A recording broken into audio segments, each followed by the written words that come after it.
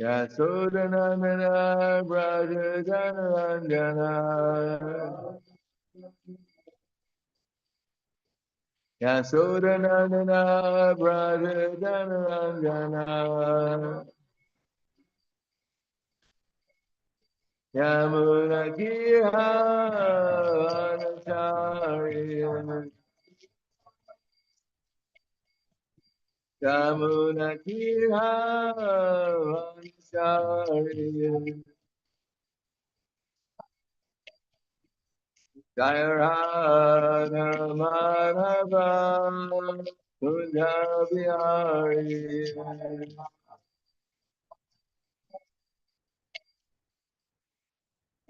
Jaya Radha Madhava Kunja Bihari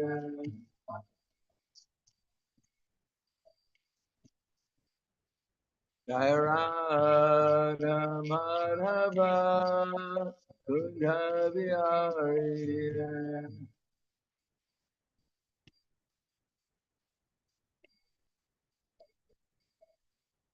Gayamapad Paramahams Varvadacharya Asadhara Satushi Siman His Divine Grace Shalasi Bhaktivedanta Smarad Srila Prabhupada Ki Jai Lord Premanande Haribol Glories to the sound devotees All glories to Shri Guru and Shri Guranga Om Agyanativanandasya Gananjana Salakaya Chaksur Militam Yena Tasmai Shri Guruve Namaha Shri Chaitanya Manobishtam Stapitam Yena Bhutale Swayam Rupa Kadamayam Dadati Swapadantikam Vandeham Shri Guru Shri Yuta Parakamalam Shri Guru Vaishnavam Scha Shri Rupam Sagrajatam Sahagana Raghunatam Vidham Tam Sajivam Sadvaitam Savadutam Parijana Saitam Krishna Chaitanya Devam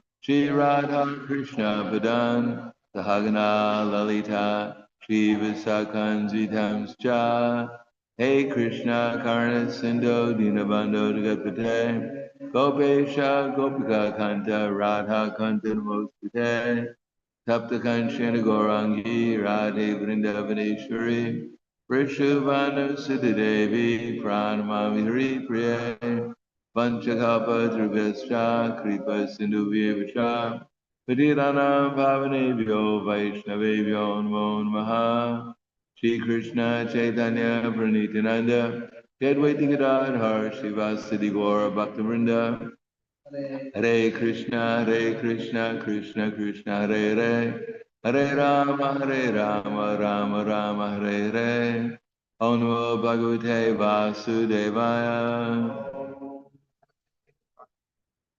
Om Namo Bhagavate Vasudevaya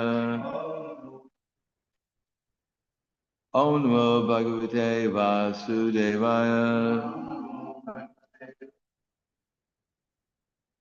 Srila Prabhupada Lamrita. Yeah, this is chapter something. In every town and village, Sakyavesh Avatar. Sakyavesh Avatar and their particular functions are mentioned in the Vedic literature. For example, the Emperor Prithu possessed the Shakti for God conscious administration. The four Kumaras possessed the Shakti of transcendental knowledge, and Narada Muni possessed the Shakti of devotional service. Lord Buddha, whose name and activities are described in Srimad Bhagavatam, is also a Sakti-Vesha avatar. And even other divinely empowered personalities outside the Vedic culture, such as Jesus Christ and Muhammad, are accepted by Vaishnavacharyas as Sakti-Vesha avatars. Prabhupada Lamrita Ki Jai.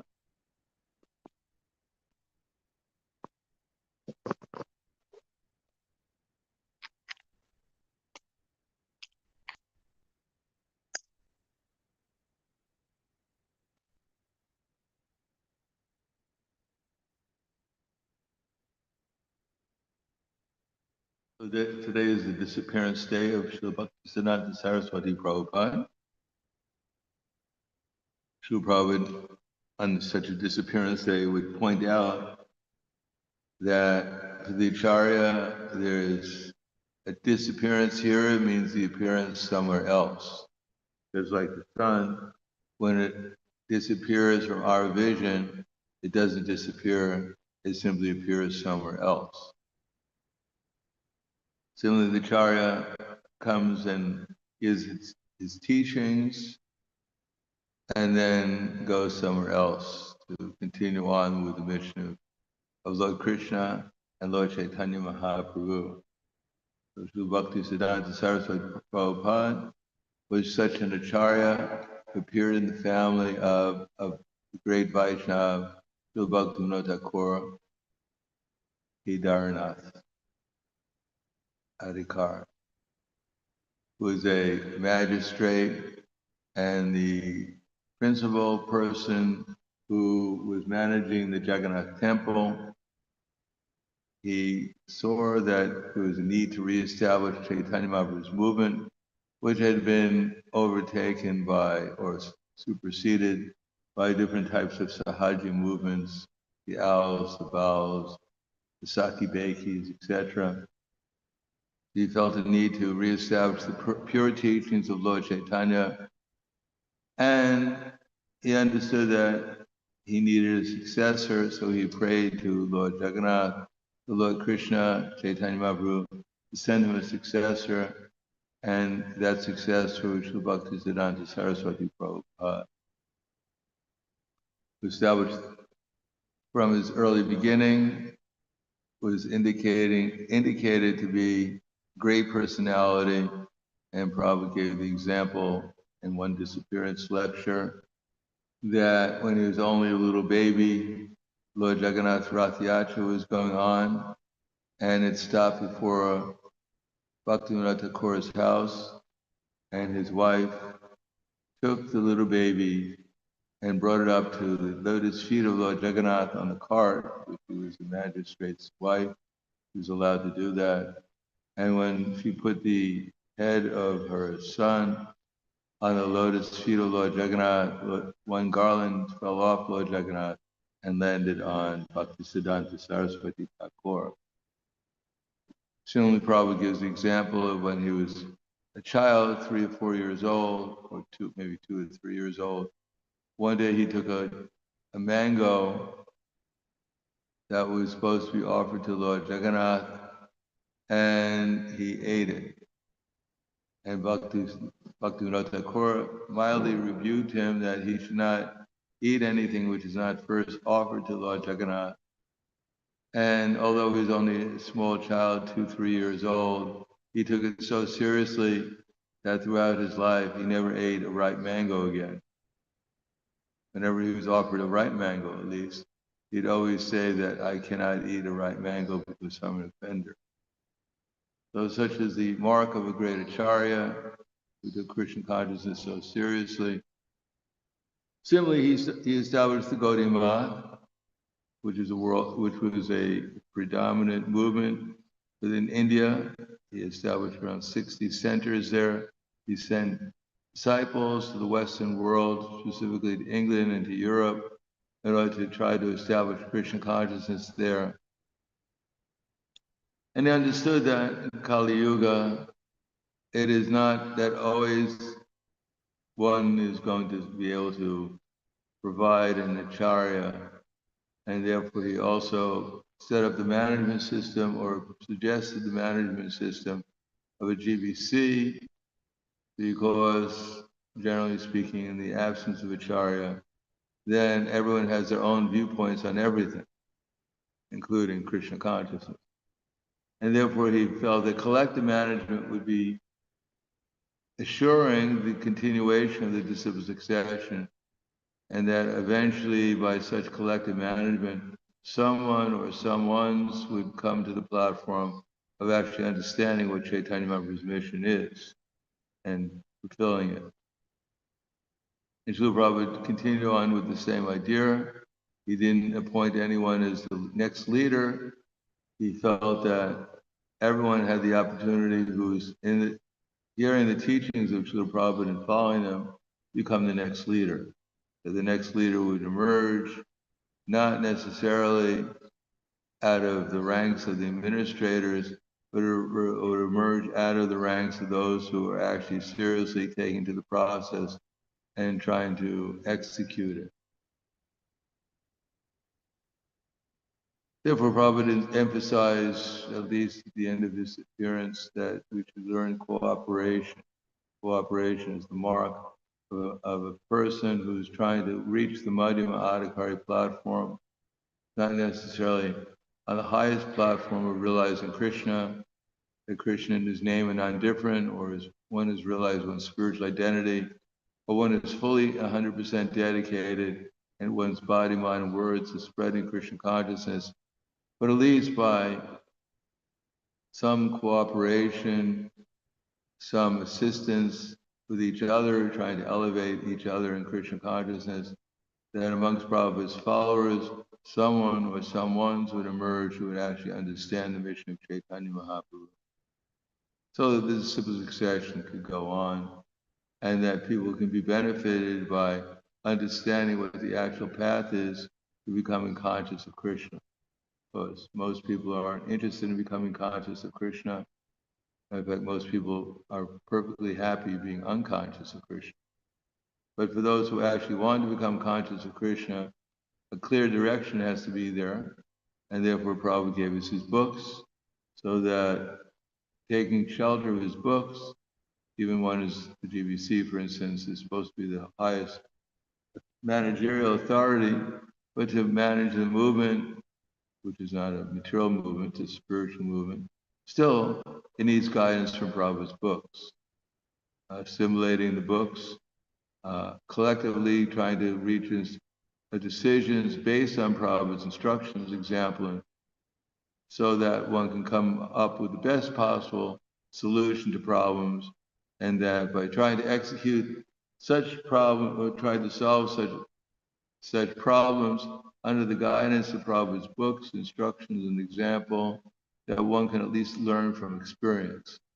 Otherwise, without taking shelter of the pure devotee, at least especially the instructions and examples that he left, then one may try so many different ways, but one usually fall into the category of not learning by hearing, not learning by experience, and not learning at all. And if one realizes that one is not learning, then one should look for the solution why one is not learning. But if one doesn't even look for this, if one makes the same mistake over and over again and doesn't bother trying to figure out what one is doing wrong, then one is in the category of not only less intelligent, but one is a fool. Only a fool keeps on doing the same thing over and over again, same mistakes, and doesn't even inquire why they're doing it, what's wrong.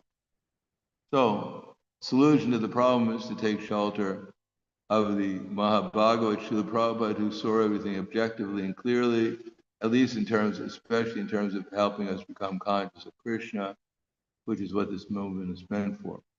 Not meant for developing our health or our welfare or anything else. It's only, although those things are subsidiary and can be helpful, but it's meant to developing our Krishna consciousness under any circumstance. So for that reason, Srila Bhaktisiddhanta Saraswati Prabhupada was a great acharya. Srila Prabhupada, our Srila Prabhupada, took his instructions seriously, executed them to his heart and soul, and therefore this movement developed. And similarly, his followers, as much as we take Prabhupada's instructions and example to our heart and soul, then at least our Krishna consciousness will develop. Otherwise, then we may come back again, and hopefully there'll be something to come back to.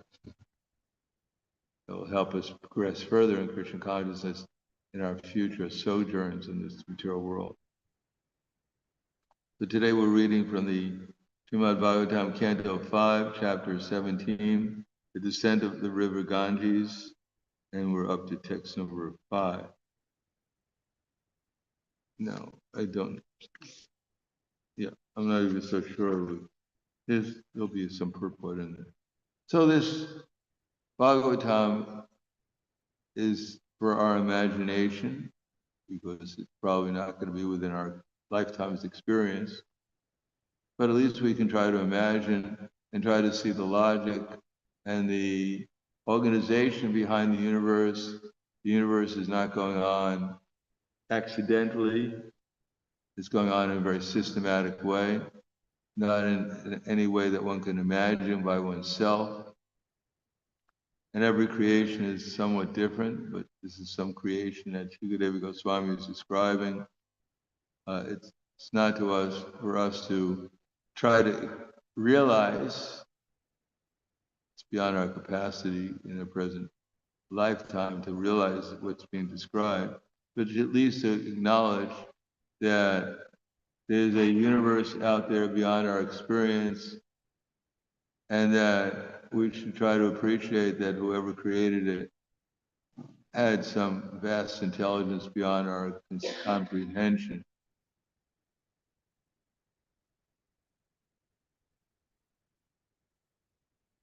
So this is text 5 translation.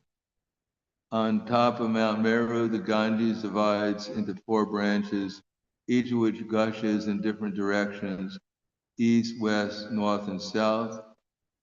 These branches, known by the names of Sita, Alakananda, Chakshu, and Bhadra, flow down to the ocean, Mount Meru. So here it describes Jambudweep, which in the center of Jambudweep is Mount Meru. And on Mount Meru, the residence of the principal 4 demigods, probably not their only residence, but there's Brahma, Indra, Chandra, Vayu. They have their residences on the top of Mount Meru. And these billions of airplanes, they deposit their water apparently on Mount Meru. And all over Jambudweep, these Ganges waters flow into these 4 different divisions. And we happen to be on Bharatvarsha, 1/3 of Bharatvarsha specifically. And we're surrounded, the whole Jambudweep is surrounded by an ocean of salt water. So our conception that, whatever our conception is, the earth is round or flat, but if we're supposed to be on the bottom, if we're supposed to be on the north part, we're supposed to be on a globe. And here in New Zealand, we're supposed to be on the bottom of the globe. It's only a wonder that we haven't fallen off yet. Logically speaking, how can you be on the bottom of a globe and not fall off? I don't know how they explain it. Maybe they say we're going so fast that we don't have time to fall off. In any case, either the Srimad Bhagavatam is correct, and that who was that who took the chariot and was divided the Bhumandala into 7 different Priyavrata Maharaj.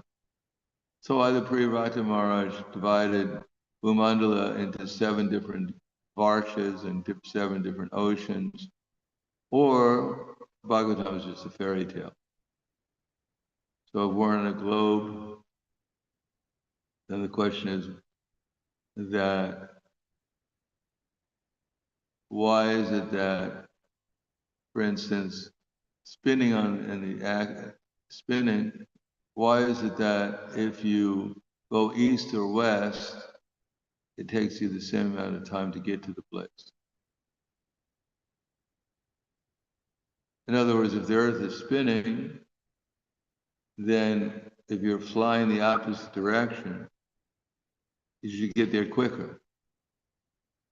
And if the earth is spinning and you're flying to get to your direction, then it should take you a longer amount of time because the earth keeps on moving away from you at a super speed. But why is it that it doesn't make any difference whether you're going east or west? Some variation because there's some wind factor sometimes. Other than that, it's the same thing. So there's so many illogical reasoning behind it, that the Earth is a globe. But Prabhupada didn't emphasize that very much because otherwise people get involved in these controversies and they forget about Krishna consciousness. Whether the Earth is a globe or it's flat, we still have to grow old, become diseased, and die, and take another birth, either spiritual or material. But still, just as a matter of reasoning, when we get to the fifth canto, we should understand that this fifth canto is not an imagination, nor is another reality. That it's talking about reality. If we had the ability to go to Mount Meru, we could actually see the demigods there. But we can't even get, to fly. I'm flying today to Perth. It's a big endeavor just to go a little ways to Perth. What to speak of trying to get on top of a mountain, which is 100.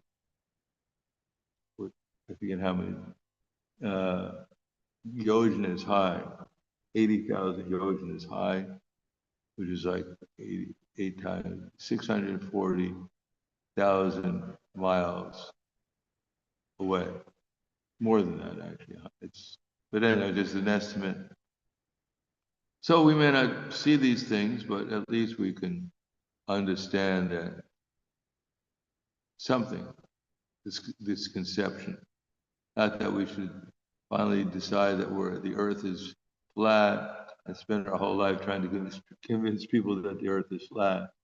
It really won't help them very much, whether it's flat or round. It's really not very important. What's important is that we have some appreciation that what's being described in the Bhagavatam here is not someone's imagination, someone's hallucination.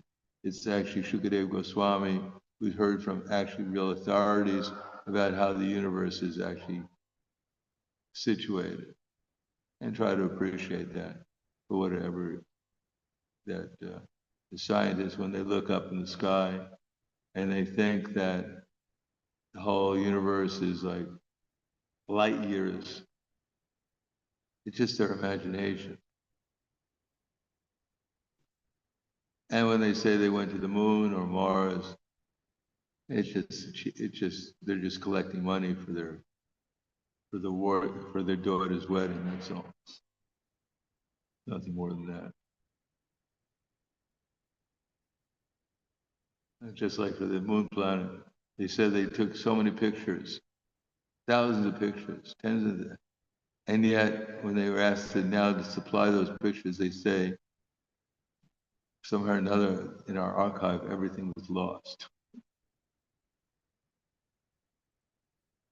So how can you get more cheating than that? What they consider the most important event in human history, they took pictures. They had cameras that were attached to their waist. You couldn't even look inside of it. And they took these perfect pictures. And yet, all these pictures, the thousands of pictures that they took, were somehow or another, they all disappeared. Anyhow, so much is going on. But people, either they can't do it, they don't care about it, they can't do anything about it, or they actually believe it. In any case, I don't believe it. But as far as what's going on here in the Mount Meru, the Ganges, seems a lot more reasonable than everything came out of nothing. And that everything's out of control here. Doesn't explain how the planets are moving their orbits. Doesn't explain how we get exactly the amount of heat and light we need to maintain ourselves. It doesn't explain anything. Just explains their materialistic, atheistic philosophy, because they're envious of God and His creation, and they're doing their best that they can to become the supreme here. But they're not becoming very successful, either in their explanation, which is always changing. There's no limit to how much their explanations change. They look through an imperfect telescope with their imperfect eyes, and they come up with some imperfect theory, which always turns out to be wrong. if someone else comes up with another imperfect theory to go beyond it. So again, we'll keep on reading from the Srimad Bhagavatam. The branch of the Ganges known as Sita flows through the Brahmapuri atop Mount Meru, and from there it runs down to the nearby peaks of the Kesarachala mountains, which stand almost as high as Mount Meru itself. These mountains are like a bunch of filaments around Mount Meru. From the Kesachara mountains, the Ganges falls to the peak of the Gandhamadana mountain, and then flows into the land of Bharatvarsha. Finally, it reaches the ocean of salt water in the west. This is very technical. So our Mount Everest is like a little tiny bush compared to these other great mountains. The only real important mountain on our planet is Govardhan.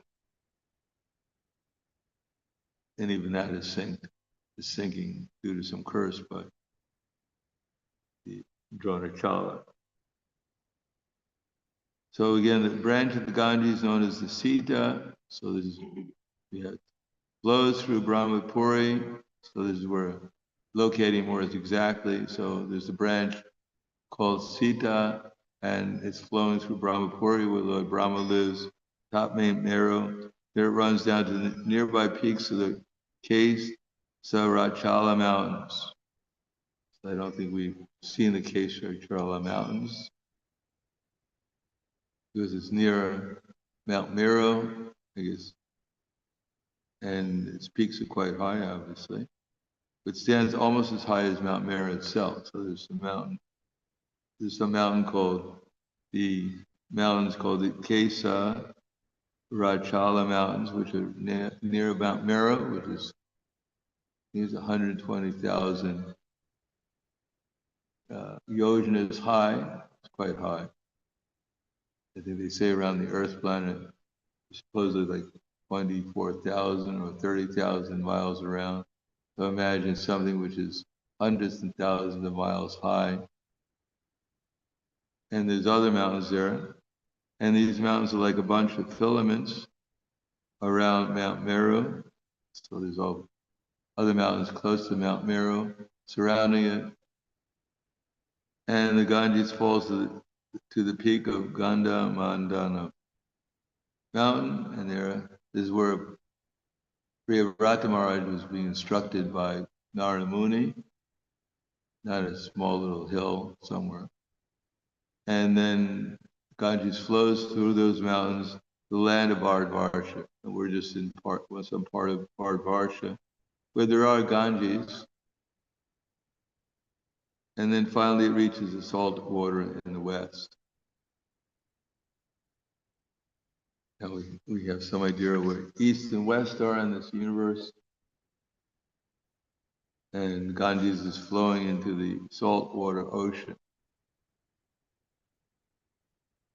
The branch of the Ganges known as Chakshu, which falls into the sum of Malayavan mountain, and from there cascades into the land of Kemamala Varsha. The Ganges flows incessantly through Kemalara Varsha, and in this way it reaches the ocean of salt water in the west. So when it says that Pariksha Maharaj or Yudhisthira Maharaj was the ruler of this planet, what they were talking about is Jambudvipa, not this little Bharatvarsha that we're presently in. But in Bharatvarsha itself, the land of India, which is known, part of which is now India, where Krishna appeared, that's the most significant part of the universe. Because Krishna appears there personally. So therefore it's some special place.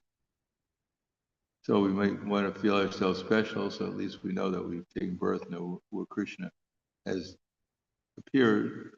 And the center of the whole universe is at Kurukshetra. There's something special about where we are. But if we understand how special it is and why it's special, we can take advantage of it. Otherwise, it's useless. Even you take birth in Vrindavan, where Krishna took his, or Mathura, where Krishna took his birth. If you don't understand it properly, then it's not so valuable. The branch of the Ganges known as Bhadra flows from the northern side of Mount Meru.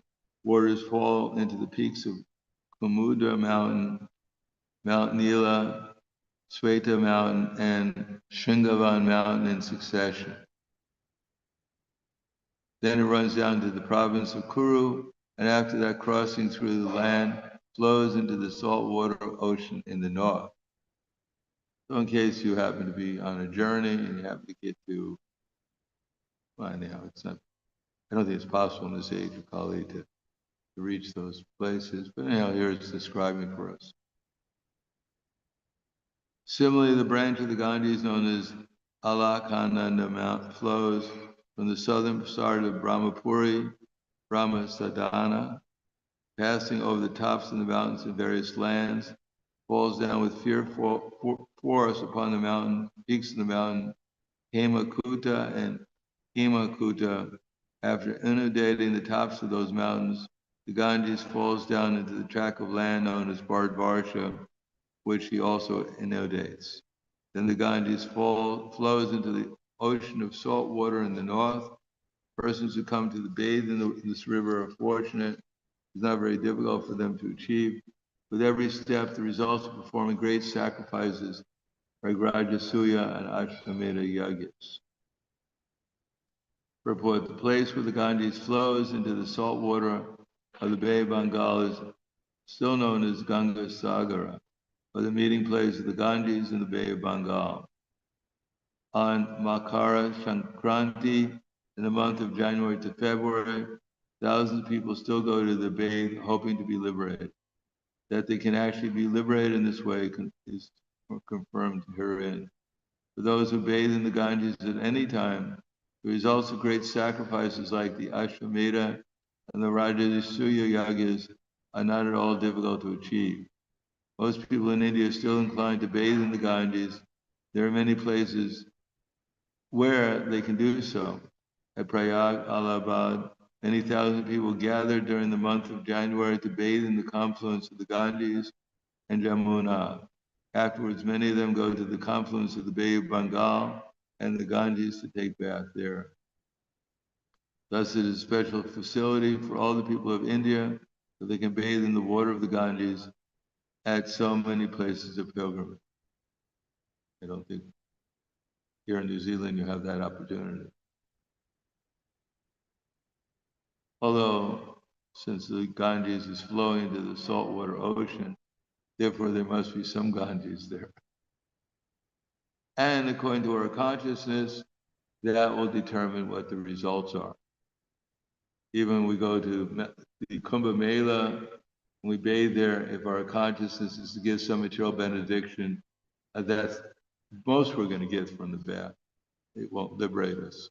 It'll just may elevate us, it may develop some faith in the Ganges, but ultimately, for those who have materialistic objectives, the material world is open to material prosperity, temporary material prosperity, either in this planet or other planets, but ultimately will not give liberation. Only for those who actually understand what liberation is, that what actually real moksha is, can actually get real benefit from such activities. Otherwise, developing faith in the Vedas will also be helpful, especially if one can ultimately understand what the purpose behind the Vedas are. Krishna says in Bhagavad Gita, Yomam eva samudo janati purushottama sarvavet bhajante mam sarvabhavena bharata. That anyone who knows me as the Supreme Personality of Godhead without any doubt, said to be the knower of everything, and therefore engages himself in full devotional service. Iti goyatma shastram idam yukva mayanaga. Iti goyatma shastram idam yukva Iti Goyatma Shastram Idam Yukva Mayanaga, Etam Bhutva Buddhima Syat Krita Krita Srivarata. That this is the most confident part of all the Vedic literature. Anyone who knows this will become wise, and his endeavors will know perfect. So I'll stop there and ask if there's any questions. Yes.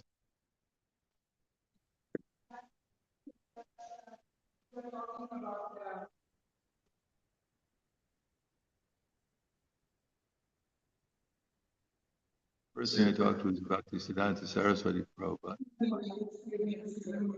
About how we're going to be able to understand. This is where we can use our imagination, because we're not going to probably get direct experience of these varshas.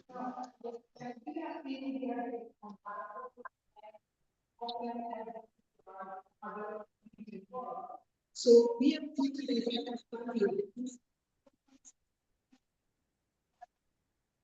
What was that? slowly. Varsha.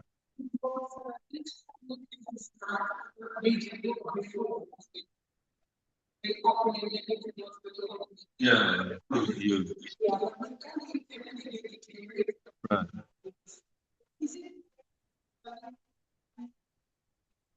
No, not so much.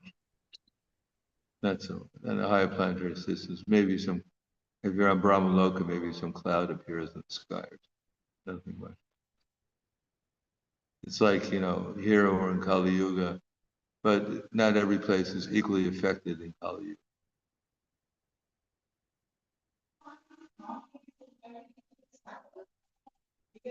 No, they're actually mountains. Do you think Mount Everest is a subtle form of a mountain? You think like that Mount Everest is a subtle mountain? No, not a subtle mountain. They're not subtle. This is real. Otherwise, you think the Ganges is flowing through a subtle mountain? What? You think Brahma is on a subtle place on Mount Meru, which is made of gold, is subtle? It's made of gold.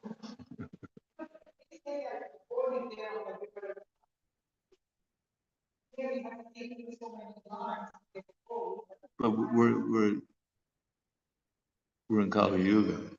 We're on Bharatvarsha, part of Jambudvip in Kali Yuga. Therefore, everything is, Mother Earth is hiding everything from the demons.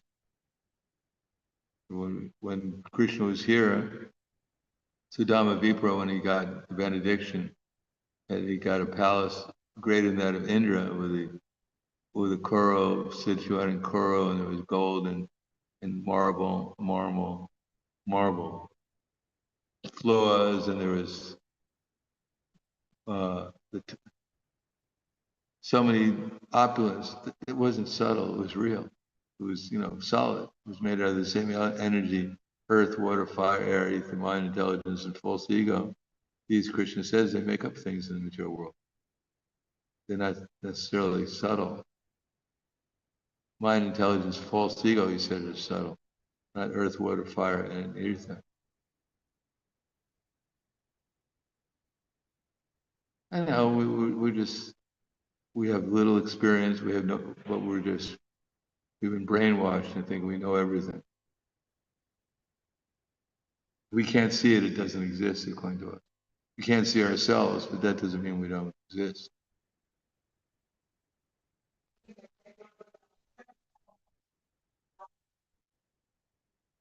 What's that?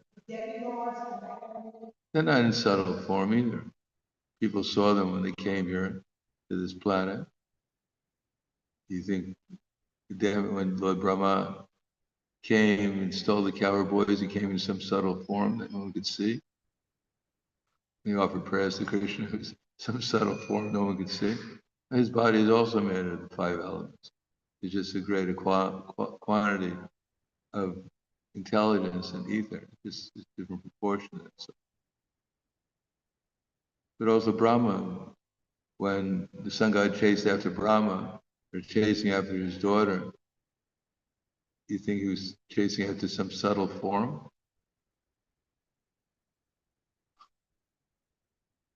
Yes.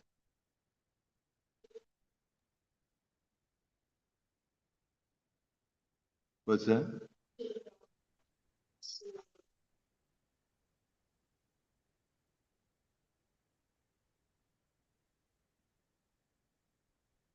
Can you hear what she said?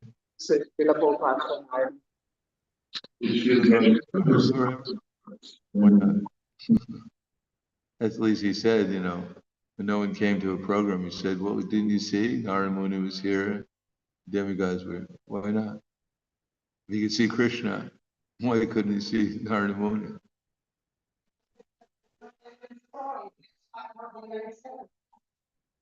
No, not subtle form. They come in a form that probably we just don't see. We can't even see what's at the tip of our nose, what to speak of nose. Not subtle. It's just for a dog, he can see. For instance, some animals can see things that we can't even conceive of. Does that mean that they're seeing things in a subtle form? They're just seeing things differently from us because they have greater vision in some respects.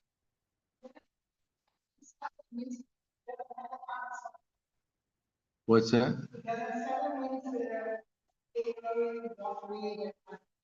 No, subtle means mind, intelligence, and false ego. Those are subtle. The others are gross. Bhumirapalo vayu kamano buddha evacha ahankariti yame bina prakritiashita. Krishna divides earth, water, fire, air, and ether as the gross material elements. No, no. Solid means that which is primarily, could be visible, we could say. While water it has a solidity. Water has a propensity for cohesion. Fire has the energy of transformation. Air has the energy of movement. So these are energies and the different from gross to subtle. In other words, earth is more solid and has all the other properties of the other more subtle elements such as water, fire, air, and ether. So to our vision, something may appear to be solid, and something may be solid to someone else's vision, but which is not within our capacity to see how it's relatively more solid than water and earth. Water is always going to be the element that's going to cause cohesion. Fire is always going to be the element that causes transformation. Air is going to cause movement, and ether is going to have the ability to make things have in its place. To our vision, we may not see something which is to someone else is solid. To us, it may be we consider it subtle, but that's subtle to our vision because we don't see very well. Yes. Hare Krishna Maharaj. Where in Srimad Bhagavatam, like, is the earth actually described as flat? Because Srila Prabhupada described it as a globe many times in Bhugola. He probably didn't want to get into it. I mean, we're reading the fifth canto. Yeah. Tumbleweed. Because Globe. Sutta Sutta Prabhu was a scientist devotee that wrote the books on Vedic cosmology. He was describing it as a Sataputta Prabhu, sorry, yeah. So one of the videos I was saying, he was also describing it as a globe because of the points. He describes it. Why would we get into a fight with a sign of such an insignificant thing? We were trying to convince them to chant Krishna. Yeah, so Sataputta, he changed his mind like any other. He was a mathematician. First of all, he wasn't even a scientist. He was a mathematician. He changed his mind around. Maybe because of his audience, and maybe because he just is a conditioned soul like the rest of us. Changed his mind. He wrote. You read his books, and let's see. Sometimes he described it as a globe. Sometimes as whatever he. Sometimes as a Jambudvik. But anyhow, our authority is not Sataputta. Our authority is Srimad Bhagavatam. Our authority is Priyavrata, dividing up the Bhardvarsha. Lord Varaha became Bhardvarsha, not a little tiny globe on his tusk. This incarnation doesn't have to come. pick up this tiny little earth. Came to pick up the whole of Bhumandala. That's what it describes in the Bhagavatam. But anyhow, we don't want to get into a fight with these scientists. So better off because otherwise we'll just be wasting our time and their time. We want to get them to chant Hare Krishna so they can realize the real important thing, not whether the earth's the globe or flat, to realize that there's a lot of souls here who are conditioned by material nature. If they don't act properly in Kali Yuga, they're going to get into a very difficult situation. That's more important than all this other controversies, how the earth is formed. But when it gets down to it, we accept Bhagavatam with our authority, not some material scientists. But we take Prabhupada's example that he didn't emphasize it so much, or he wrote different places in order to, according to his audience, so he actually discussed more important things. When we get down to the basic facts, we use Bhagavatam as our basic authority.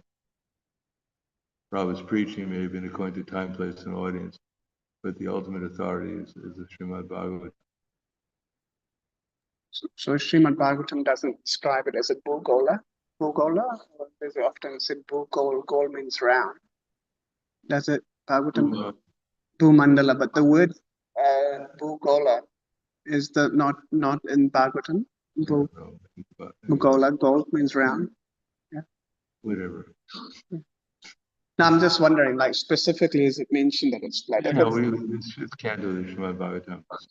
I don't even know. You have to show me the verse for goal, whatever that means, whatever the variety of meanings are. But this is describing cosmology in the fifth canto. And cosmology is throughout the Bhagavatam. The earth was divided into 7 regions, 7 planetary systems, of which Bhumandala is supposed to, describes Earth. There's so many hundreds, so many thousands of miles across, and there's Lakshmi Dweep, Samanta Dweep, all these different dweepas. And they're not described as little tiny islands. They're vast islands, each one twice the size of the next. Each ocean is twice the size of the next. So that's our ultimate authority.